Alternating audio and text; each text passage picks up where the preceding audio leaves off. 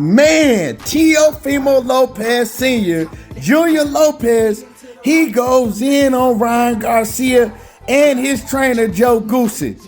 I'm going to talk about what he said in this video. I'm going to play y'all the audio, but before we do that, make sure that y'all do me one favor and hit my like button and subscribe to the channel if you're not already subbed to my channel.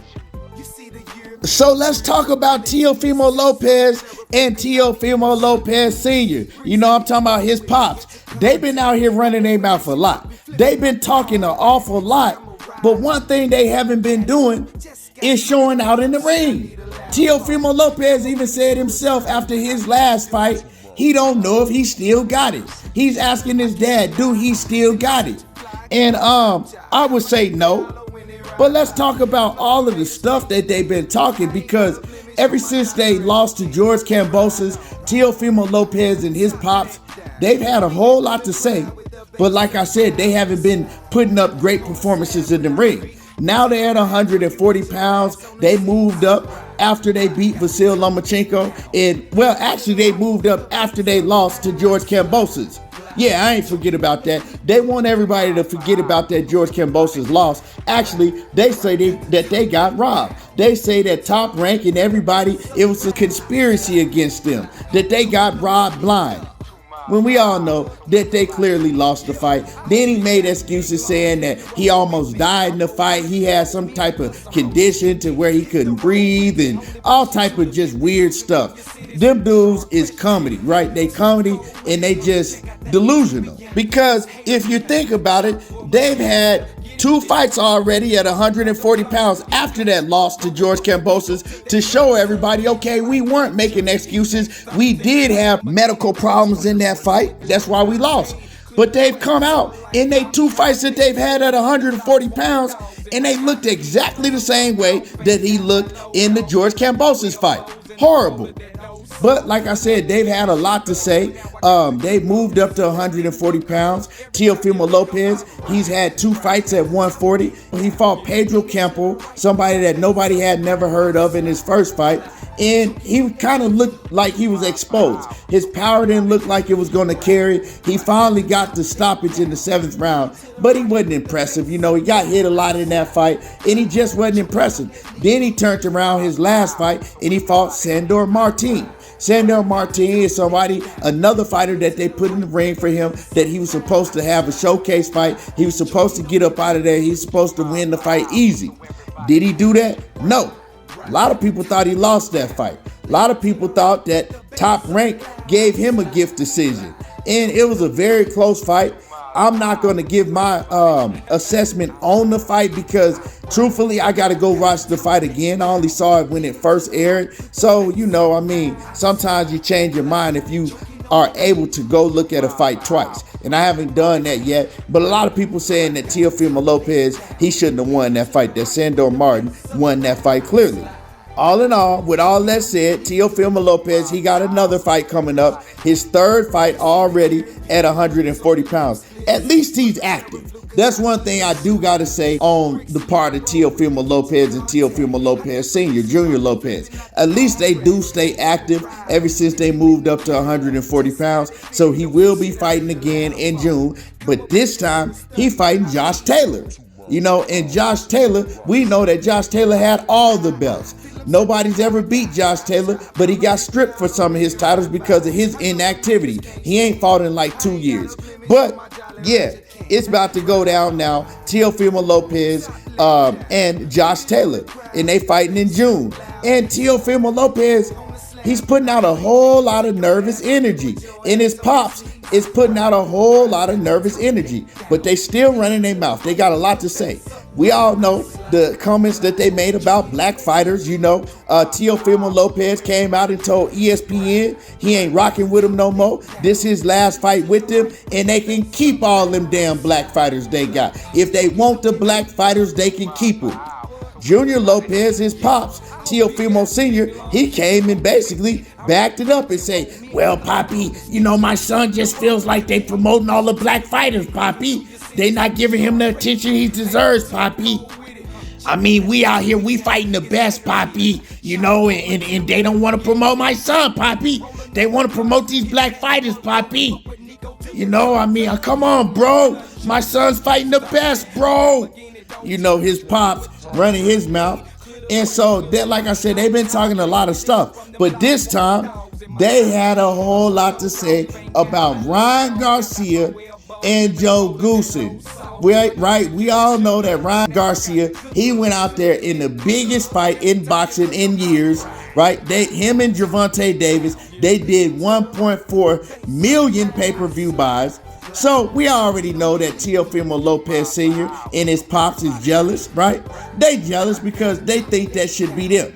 But they couldn't win their fights to get to that level, to get to a Gervonta Davis fight. But they jealous, and he has a whole lot to say about Joe Goosen, who is Ryan Garcia's trainer, and he had a whole lot to say about Ryan Garcia. What I'm going to do is I'm going to play y'all the audio, right, and let y'all listen to what they had to say or what Junior Lopez had to say, right?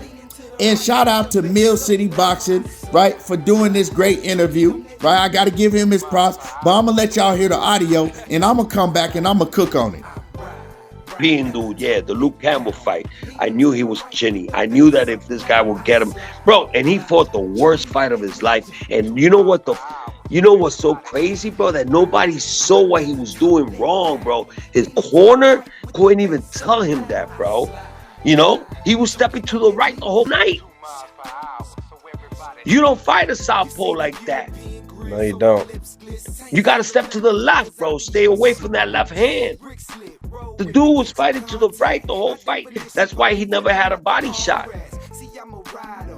He never went to the body.